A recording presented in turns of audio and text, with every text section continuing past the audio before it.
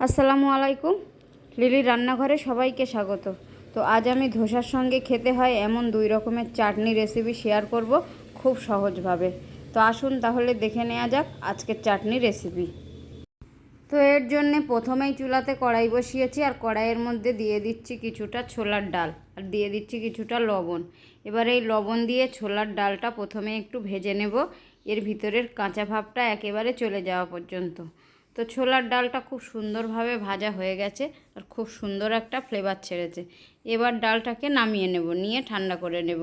আবারও চুলাতে কড়াই বসিয়ে কড়াইয়ে অল্প দিয়ে দিলাম সাদা তেল।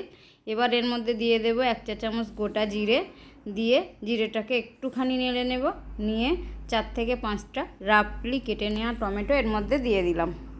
দিয়ে দেব 8 থেকে 10 কোয়া গোটা রসুন, দিয়ে দেব 3 টুকরো আদা, দিয়ে আবারও একটু নাড়াচাড়া করে নেব।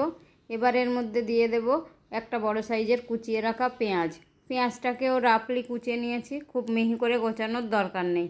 দিয়ে দেব 3 থেকে 4টে শুকনো লঙ্কা। এবার এই সমস্ত কিছু খুব ভালোভাবে একটু ভেজে নেব। এবার ঠিক এভাবে ভাজা ভাজা হয়ে গেলে এর মধ্যে অল্প একটু জল দিয়ে দেব। জলটা দিয়ে টমেটোটাকে খুব ভালোভাবে সেদ্ধ করে নেব।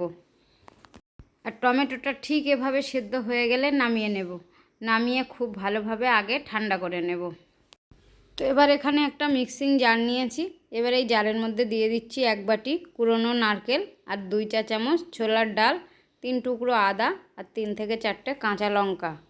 আর ঝালটা যার যার টেস্ট অনুযায়ী দিয়ে নিতে হবে। দিয়ে দেব স্বাদ মতো লবণ, আর দেব 1/2 চা চামচ চিনি। এবার অল্প জল দেব। জল দিয়ে ঢাকা দিয়ে খুব ভালোভাবে পেস্ট করে নেব। প্রথমেই আমি নারকেলের চাটনিটা বানিয়ে নিলাম। তো নারকেলের চাটনিটা খুব সুন্দরভাবে রেডি হয়ে গেছে, আর একদম এইরকম গাঢ়ভাবে করে নিয়েছি। আর এইরকম গাঢ় করলে খেতে অনেক বেশি টেস্ট হয়। দোকানের চাটনিগুলো কিন্তু জল দিয়ে অনেকটাই পাতলা করে দেওয়া হয়।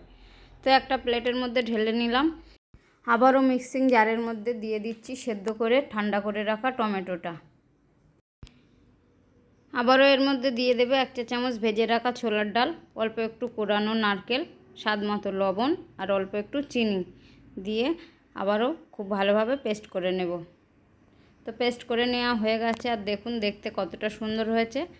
তো টমেটো চাটনিটাও রেডি হয়ে গেছে। এবার এর মধ্যে তড়কা লাগিয়ে নেব। তো চুলাতে একটা তড়কা প্যান বসিয়েছি, এর মধ্যে দিয়ে দেব কিছুটা সাদা তেল। তেলটা একটু গরম হয়ে গেলে এর মধ্যে দিয়ে দেব কয়েকটা গোটা শুকনো লঙ্কা, দিয়ে দেব 1 চা চামচ কালো সর্ষে, আর কালো সর্ষেটা অবশ্যই দিতে হবে। 1 চা চামচ দিলাম বিউলির ডাল, আর 1 চা চামচ ভেজে রাখা ছোলা, আর দিলাম 1 চা চামচ কারি পাতা। তো এবার এই সমস্ত কিছু নেড়ে চেড়ে একটু ভেজে নেব, এর থেকে সুন্দর একটা ফ্লেভার আসা পর্যন্ত। তো খুব সুন্দরভাবে ভেজে নেওয়া হয়ে গেছে, এর থেকে দারুণ একটা গন্ধ বেরিয়েছে। এবার এইভাবে এর উপর থেকে দিয়ে দেব। তো বন্ধুরা, রেডি হয়ে গেল 2 ধরনের চাটনি। আর এইভাবে উপর থেকে তড়কা লাগিয়ে দিলে চাটনির টেস্টটা আরও সুন্দর আসে। তা এইভাবে চাটনি বানিয়ে ধোসার সঙ্গে একবার খেয়ে দেখবেন খেতে কতটা টেস্টি হয়। তো বন্ধুরা, রেসিপি ভালো লাগলে লাইক, কমেন্ট, শেয়ার, সাবস্ক্রাইব করতে ভুলবেন না। তো আজকের মতো এখানেই বিদায় নিচ্ছি। আল্লাহ হাফেজ।